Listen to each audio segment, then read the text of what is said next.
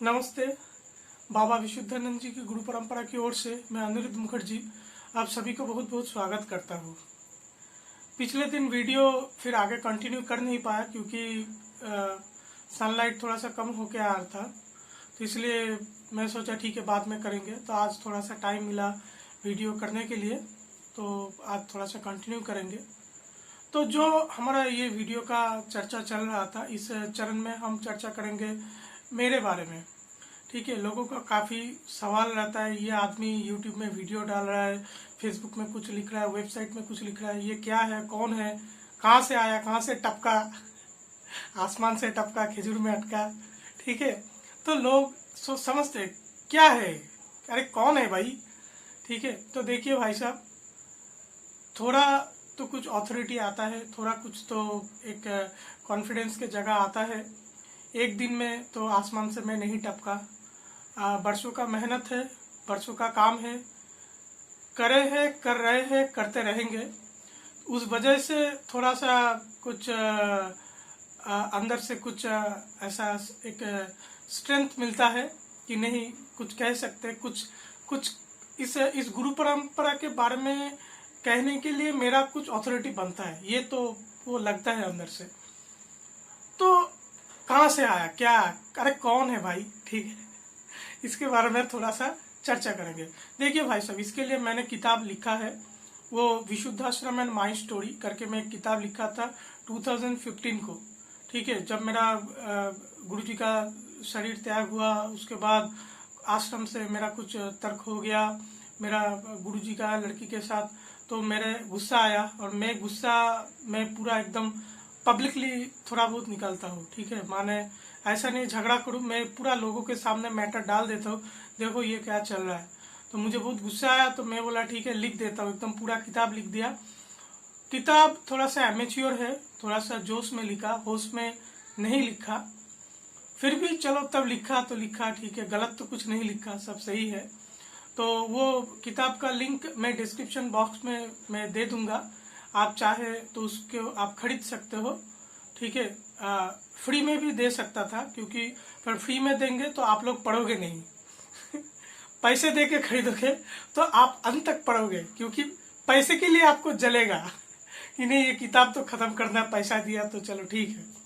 Free में नहीं देंगे, क्योंकि फ्री में देंगे उसका वैल्यू नहीं आता है। ठीक है, ये मेरा ये जिंदगी का सीख है।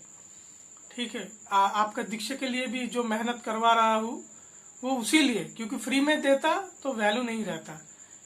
किसी भी तरह से आपको थोड़ा सा मुझे रैगिंग तो करना ही है।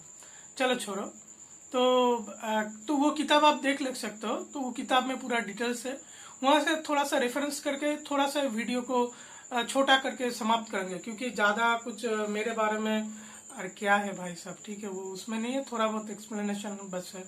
ठीक है, देखिए मेरे पास जो लोग आते हैं, ठीक है, कुछ लोग आते हैं बहुत प्यार से मिलते हैं, और कुछ लोग आते हैं भाई अरे भाई ऐसा ही हम तो डायरेक्ट ज्ञान ज्ञान जाने वाले हैं, ये लड़का बच्चा क्या है इसका, थोड़ा सा उसको पूछ लेते, कुछ बतिया लेते, खैर जाने दो, हमको तो डायरेक्ट ज्ञान ज्ञान जाना है।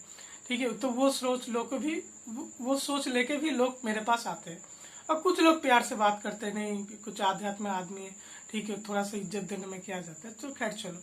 ठीक है, मैं जब ये विशुद्धाश्रम पहुंचा 2008 को, उसका पहले का जो जर्नी है 2002 से 2008 तक और बाकी कुछ, उसके लिए मैंने एक वीडियो बनाया है कि कैसे मैं ये आश्रम से जुड़ा, तो उसको हम रिपीट नहीं करेंगे, उसके लिए आप मेरा वीडियो देख लो।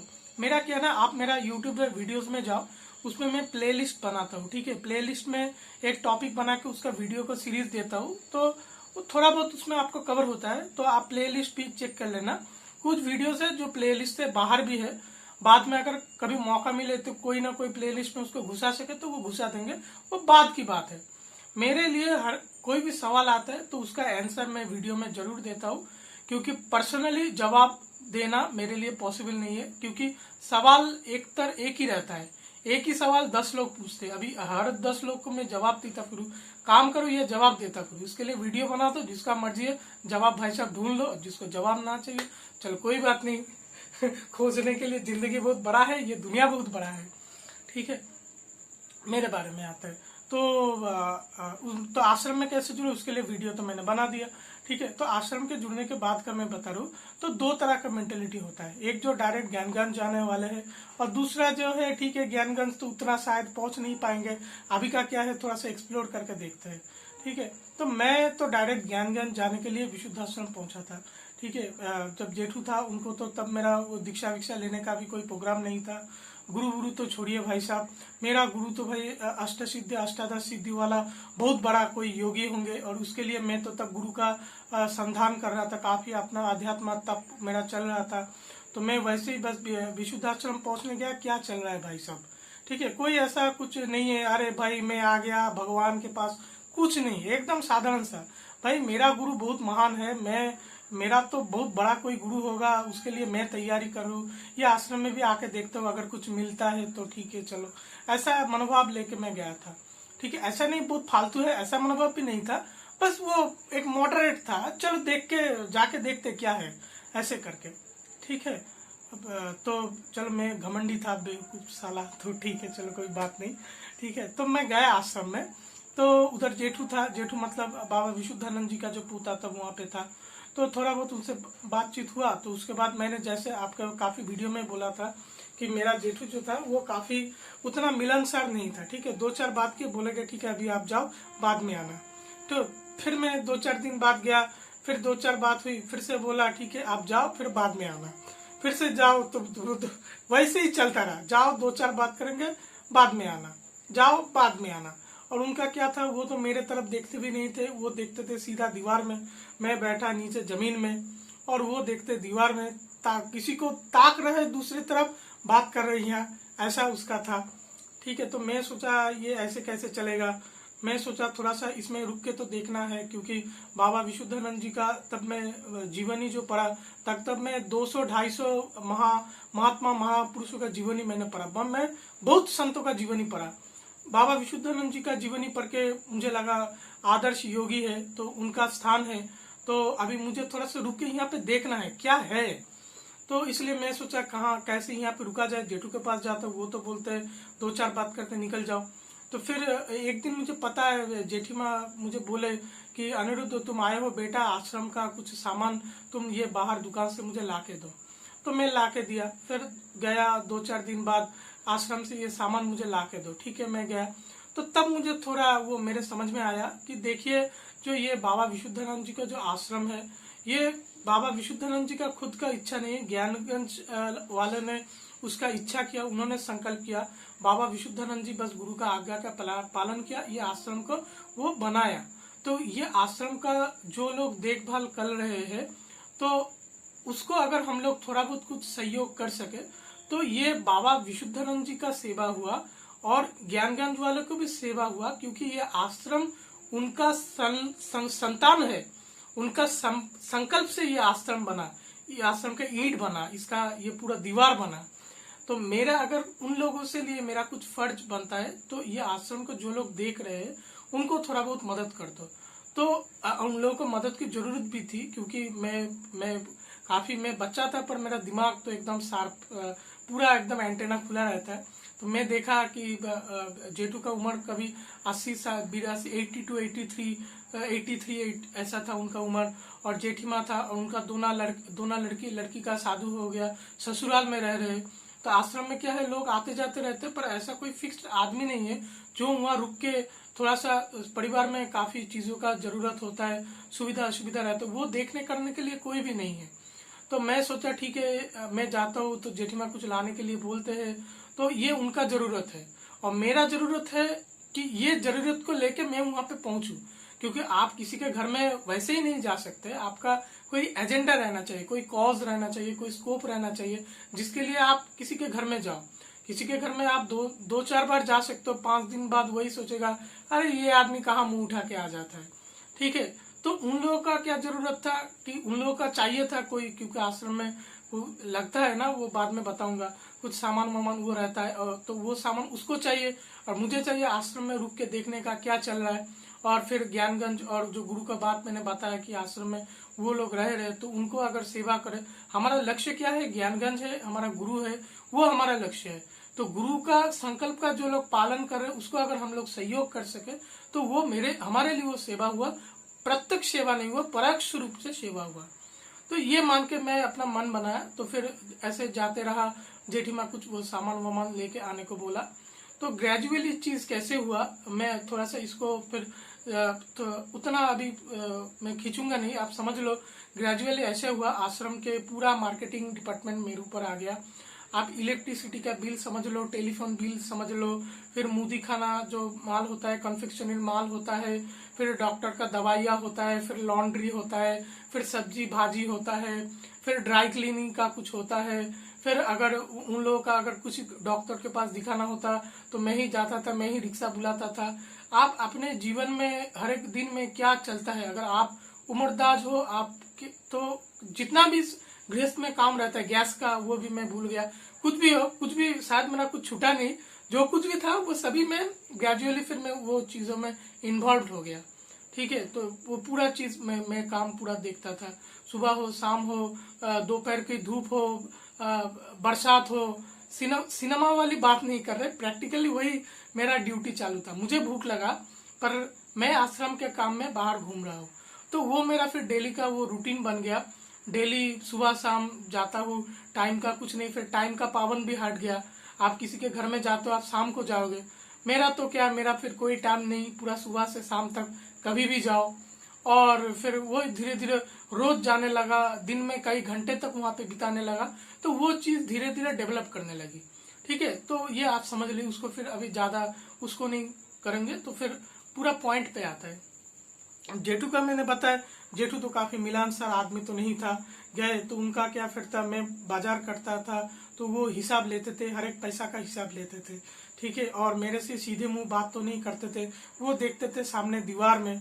और उसका उम्र हो गया, उनका उम्र हो गया, तो वो घर में जब चलते थे तो उनको थोड़ा सा सपोर्ट की जरूरत था, तो वो सपोर्ट मेरे कंधे पे कभी हाथ नहीं रखते थे। घर के पास में दीवार पकड़ पकड़ के, या कुछ अपना अलमारी है, कुछ है, दरवाजा है, उसको पकड़ पकड़ के जाएंगे, पर मेरे कंधे पे वो हाथ नहीं रखेंगे। तो उनका वो काफी ऑनेस्ट, उसका प्रैक्टिकल उनका था कि किसको पसंद कर रहे, किसको पसंद नहीं कर रहे, किसको कितना भरोसा कर रहे, ये चीज उनके ऊपर से स्पष्ट था। और मेरे ऊपर से भी वो स्पष्ट था कि मैं उनको कभी ऐसे प्रणाम तो नहीं करता था, ऐसे जाके देखते ही भाई नमस्ते करना है, नहीं। अरे भाई किसी के पैर भी पकड़ोगे क्या आप? ठीक है, अच्छा है, वो बहुत बड़े योगी का पोता है, संत है, अच्छा है, ना प्रणम्य है, नमस्ते, श्रद्धा करते हैं, सम्मान करते हैं, पर ऐसे नहीं कि अभी पैर पकड़ो पैर पकड़ो, वो मेरा भी वो नहीं था। तो मैं भी अपने अप्रोच में स्ट्रेट था, तो वो उनके अप्रोच में भी स्ट्रेट था। तो फिर ग्रेजुअली आना लगा, तो धीरे धीरे फिर हमारा मिलना जुलना बढ़ने लगा। ठीक है, तो ग्रेजुअली फिर वो मेरे तरफ भी वो देखते थे, बातचीत भी कुछ कुछ होता था। अभी जितना दिन आप मिलोगे तो धीरे धीरे धीरे धीरे धीरे धीरे वो बॉन्डिंग, एक रिलेशनशिप डेवलप होता है। ठीक है, तो वो चीज डेवलप होने लगी। और मैं फिर अपना साधना का भी थोड़ा सा मैं उनको बोलता था कि मुझे तो बहुत बड़ा कोई योगी गुरु मुझे चाहिए, आप थोड़ा सा मुझे गाइड कर दो, जैसे कि मैं एक डिसाइपल बन सकूं। ठीक है, गुरु, लोग तो गुरु को ढूंढते हैं, हाँ गुरु कितना बड़ा गुरु मिले, अरे तू आईना, तू खुद अपना शक्ल आईने में देख भाई साहब, तू कितना काबिल है। ठीक है, अगर तू सही से डिसाइपल है ना तो गुरु मिल जाएगा भाई साहब। ठीक है, तो मेरा पूरा जो सोच था हमेशा से खुद को डेवलप करने का था।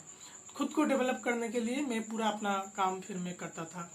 तो फिर वो तो जेठू से जो कुछ भी वो स्पिरिचुअल डेवलपमेंट, थोड़ा कुछ वो गायत्री करने के ये बोलते, ये पाठ करने, ये करने के, थोड़ा बहुत फिर जिंदगी में थोड़ा थोड़ा वो ऐसा होता है ना, थोड़ा थोड़ा धीरे धीरे ट्यूनिंग करने का, तो वो चीज आ गया। और उनका जीवन भी देखते थे, काफी डिसिप्लिन उनका लाइफ था, उनका साधना देखते थे दिन भर, हर एक चीज को मैं पूरा उनको मैं आप समझते हो, वो थोड़ा सा ऐसे छींक भी लेना वो भी मैं देखता था। ये गुरु होना ना ये अच्छी बात नहीं है। मैं आप लोगों से वीडियो में मैं बात करूं, मुझे पता है मैं बंदूक के तोप पे सामने में बैठा हूं, क्योंकि मैं अपने जेठू को हमेशा मैं देखता था, हमेशा थोड़ा सा क्रिटिक करके कि क्या कर रहा है ये आदमी, क्या कर रहा है, हर एक एक्शन को मैं देखता था, मॉनिटर करता था। इतने अच्छे से तो मैं किसी लड़की को भी नहीं देखा जितने अच्छे मैं जेठू को देखा। ठीक है। और मुझे ये भी पता है, मैं आप लोगों से बात करूं, आप भी मुझे काफी मॉडरेट करते हो, क्या चल रहा है क्या चल रहा है। खैर चलो, तो वो चीज रहता था। धीरे धीरे एक डेवलपमेंट कि क्या है। अभी देखो, जो घमंडी आदमी है वो तो आदमी में गलती ही ढूंढेगा, बेवकूफ साला। पर जो अच्छा संत वाला आदमी है ना, वो देखेगा किसी आदमी में 90% भी गलती है, 10% तो अच्छा है, तो वो 10% लेके कैसे मैं खुद को सुधारूं, खुद को डेवलप करूं, अच्छा क्या है। तो वही मैं फिर जेठू में भी वो चीज देखता था। धीरे धीरे देखते देखते एक अपना, एक आप समझ लो, एक समझौता बनते रहा। ठीक है, तो काफी अच्छा रिलेशन हो गया। फिर थोड़ा सा ये आप समझ लीजिए। उसके बाद क्या हुआ, फिर मेरा, तब मैं डिप्लोमा का पढ़ाई में कर रहा था। 2008 से मेरा मैकेनिकल, 2008 से 2011 मेरा डिप्लोमा मैकेनिकल इंजीनियरिंग का पढ़ाई चल रहा था। उस दौरान तो मैं पूरा साधना में ही था। क्लास के दौरान मैं एकदम पीछे बैठता था और दिन भर मेरा जॉब चलता था। ठीक है, क्लास तो मैं उतना नहीं करता, जेटू के साथ ही रहता था। फिर 2011 को मेरा तो पढ़ाई खत्म हो गया। फिर नौकरी करने के लिए मुझे एक कंपनी मिला, जेएम बायोटेक प्राइवेट लिमिटेड। तो वो क्या करते, वो राइस हाउस कैस थे, उसमें वो काम करते हैं। वो कंपनी बादुलिया, ये आरामबाग की तरह है, आरामबाग की तरफ ही, मेरे घर से 20-25 किलोमीटर होगा। पर उनका ड्यूटी का शेड्यूल ऐसा था, मैं सोचा रही जेठू के अगर ड्यूटी में घुस गया फिर जेठू को तो नहीं मिलेंगे। और जेठू का उम्र भी हो रहा था, तो अंदर ही अंदर तो एक एक कंसर्न रहता था, एक डर रहता था कि जिंदगी भर नौकरी तो कर लेंगे पर ऐसा जेठू ऐसा कैसे मिलेंगे। तो फिर वो नौकरी फिर मैं किया नहीं। और राइस हाउस गैस में वो काम करता था, वो डस्ट मटेरियल था। और मैं जैसे मैं एजमा का पेशेंट हूँ, वो डस्ट मेरा वो उतना जमता नहीं है, तो वो भी एक कॉज था। तो इसलिए बैठी बैठा ही नौकरी मैंने छोड़ दिया। और जो एक नौकरी छोड़ने का मुझे दुख है, एवरेस्ट इंडस्ट्रीज करके एक कंपनी है, आपको पता है। एवरेस्ट जो छत में जो वो छत में जो वो डालते हैं ना, वो क्या कहते हैं, शेड जो डालते हैं, एवरेस्ट आप देखेंगे। एवरेस्ट इंडस्ट्रीज का एक कैंपसिंग हुआ, सेंट्रल कैंपसिंग, काफी कॉलेज से लोग आए।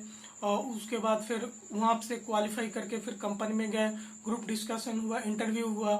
और फिर वहां पे मुझे पूछा कि आपको मैं बाहर भेजूंगा। तो मैं बोला बाहर तो मैं नहीं जा पाऊंगा, आप कलकत्ता के प्लांट में दो। तो फिर अच्छा है, तो वो लोग मेरी बात नहीं मानी। तो इसलिए फिर वो नौकरी भी मेरे नहीं हुआ, क्योंकि मैं बाहर नहीं जाना था।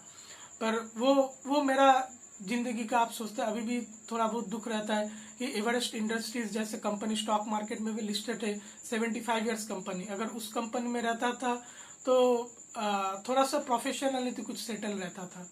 थोड़ा सा उसमें थोड़ा सा भी दुख होता है।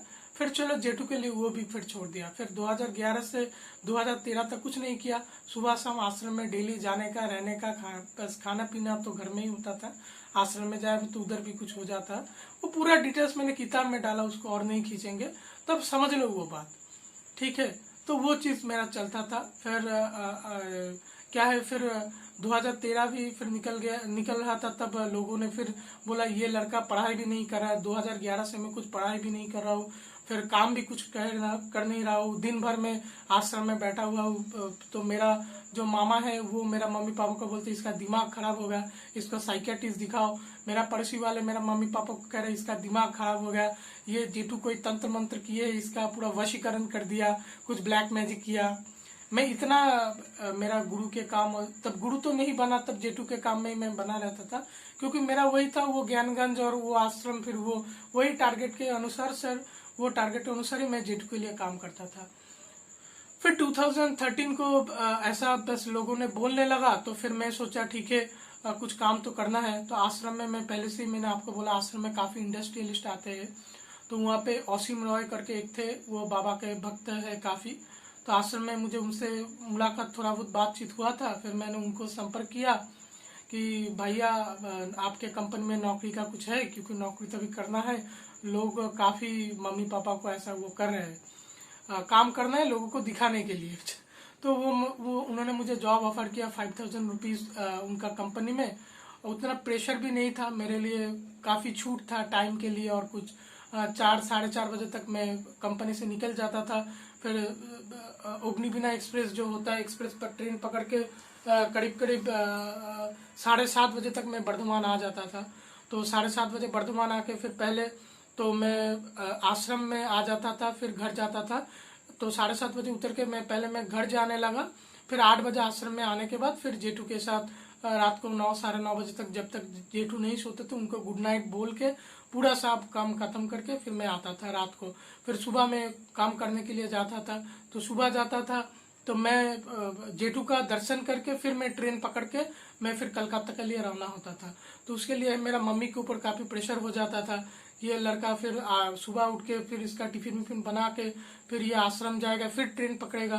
तो फिर कुछ दिन बाद वो सुबह का आश्रम जाने वाला प्रोग्राम बंद हो गया। शाम को तो वो रहता था, फिर वो चलता था, तब वो मेरा चलता था। और जितना मैंने करीब 7 महीने मैंने काम किया और मेरे मन में वो विचार था, जेठू का उम्र हो गया तो जब तक जेठू है एक पैसा भी मेरे लिए कुछ सेविंग्स नहीं करेंगे। तो जेठू के लिए कुछ खर्चा किया और फिर बाकी मेरा जो रिलेटिव्स है उनको गिफ्ट दिया। मेरे लिए मुझे याद है मैं करीब कमाया 35,500। यहाँ से मैं 2,500 का फोटो फ्रेम बनाया भगवान का और संत का, और 1,000 रुपीज का मैंने किताब खरीदा कोलकाता बुक फेयर में। बाकी पूरा पैसा मैंने सबको दे दिया। जो ट्रेन का आना जाने का खर्चा, फिर वो घूमने जो खर्चा, वो मेरा मम्मी पापा का जेब से अलग। तो मम्मी पापा सोचा ये साला कैसा नौकरी कर रहा है, ठीक है। मम्मी पापा को काफी वो लगा, नौकरी करता है पैसा जमा नहीं के लिए, घर से पैसा लेके ये दिन भर घूमता फिरता है और जो पैसा कमाता है वो दूसरों को दे देता है। मेरे लिए वही था कि जितना भी मेरा कर्म है, ये कर्म करना है तो ये कर्म करके कर्म का क्षय करना है, कर्म करके कर्म को खत्म करना है। मेरे लिए वो भोग है, वो नौकरी करना। तो वो नौकरी का भोग खत्म करो तो उसके बाद तो ज्ञानगंज जाना तय है। जेठू मुझे पढ़ाई के लिए पूछते थे, जेठू को बोला मैं पढ़ूंगा, आप बोलो पढ़ के ज्ञानगंज जा सकेंगे, तो जेठू चुप हो जाते। जेठू बोला नौकरी करने के लिए बोलो, मैं बोला ठीक है, कितना पैसा कमाना है, कितना नौकरी करना है, बोलो कर लेंगे। तो वो क्या तब मैं ज्ञानगंज जा पाएंगे, अच्छा गुरु मुझे शिष्य करके लेगा, तब जेठू चुप हो जाते थे। तो जेठू के लिए कोई आंसर वो उतना नहीं था कि बच्चे को पढ़ाई करे कि नौकरी करे, क्या करे ये आदमी। तो फिर जेठू के पास ही मैं फिर दिन भर मेरा वो चलता था। कुछ भी सवाल करते थे, बोला मैं ये गृहस्थ जीवन में ये करूंगा, बस आप बताओ इसमें मेरा आध्यात्मिक जीवन सुधरेगा कि नहीं सुधरेगा। तो फिर जेठू चुप। तो बात मेरा वही हुआ, 7 महीने तक मैंने वो काम धंधा किया। पढ़ाई का तो मैं बोल दिया, जेठू 2014 को शरीर छोड़ा, फिर 2015 को मेरा बीटेक का पढ़ाई चालू हुआ, फिर एमबीए भी किया। तो जब तक जेठू थे मैं अपना पूरा काम धंधा जितना भी कुछ वो छोड़ के फिर मैं जेठू के साथ ही गुजरता था। ये वीडियो थोड़ा सा अभी ये शायद ये बंद हो जाएगा, उसको बंद करके फिर इसको कंटिन्यू करते हो अगले वीडियो में, क्योंकि मोबाइल है ना, ये लंबा वीडियो ये रिकॉर्ड नहीं होता है। रुको 1 मिनट।